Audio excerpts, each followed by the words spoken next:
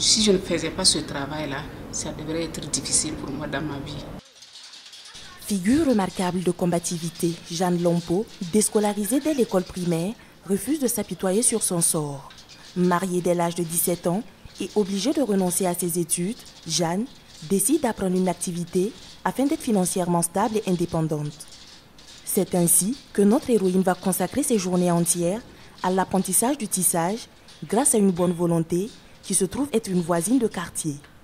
Compte tenu de la situation du mariage, mon mari m'a dit que je ne pouvais plus faire l'école.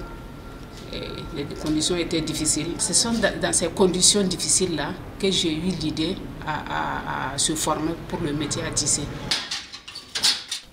Une fois la maîtrise des différentes méthodes de tissage acquises, Dame Lompo crée sa propre entreprise avec le soutien de son époux qui au départ doutait de son talent.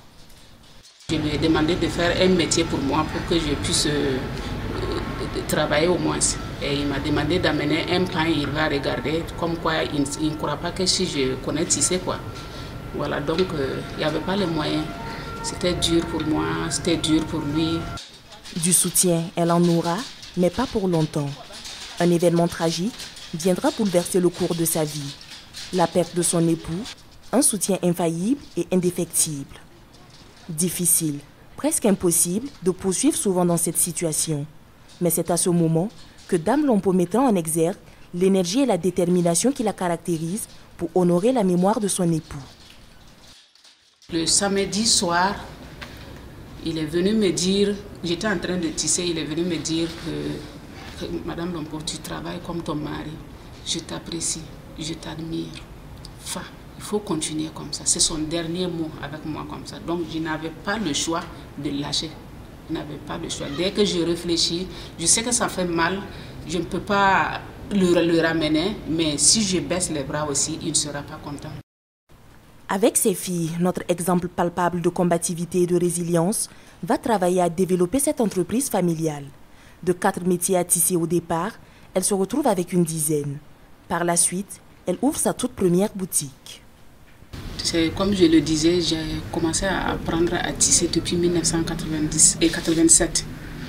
Et au fur et à mesure, un peu, jusqu'à en 2008, j'ai fait ma première boutique.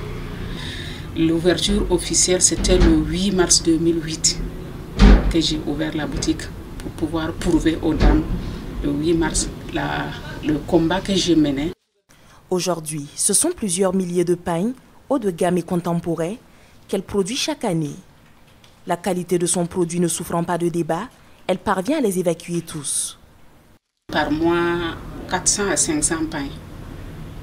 Et maintenant, dans l'année, il faut imaginer maintenant ce que ça donne. Et dans tout ça, vraiment, avec la boutique, on n'arrive pas à satisfaire les clients parce que ça manque. Dans son magasin, on perçoit le pain local transformé dans toute sa diversité.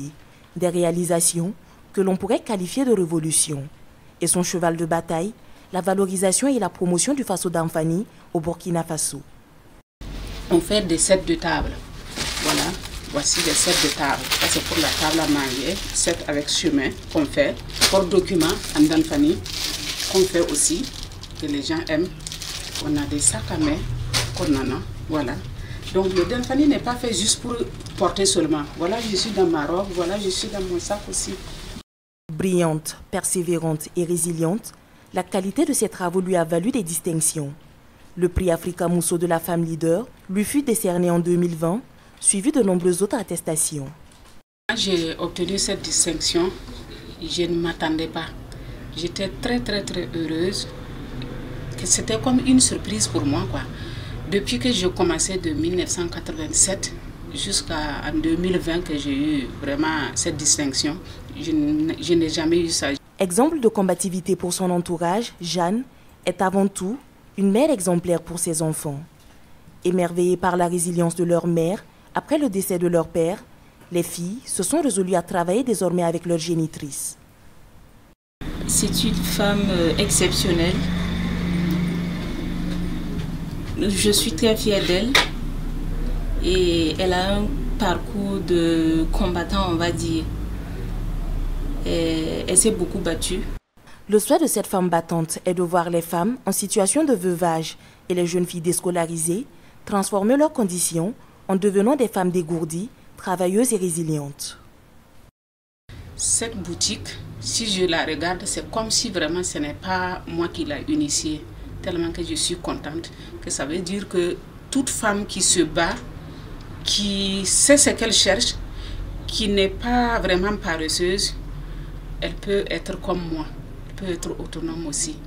Aujourd'hui, Jeanne Lompo est une veuve, mais une veuve au parcours émouvant qui s'est battue pour son autonomisation et pour la prise en charge de ses enfants.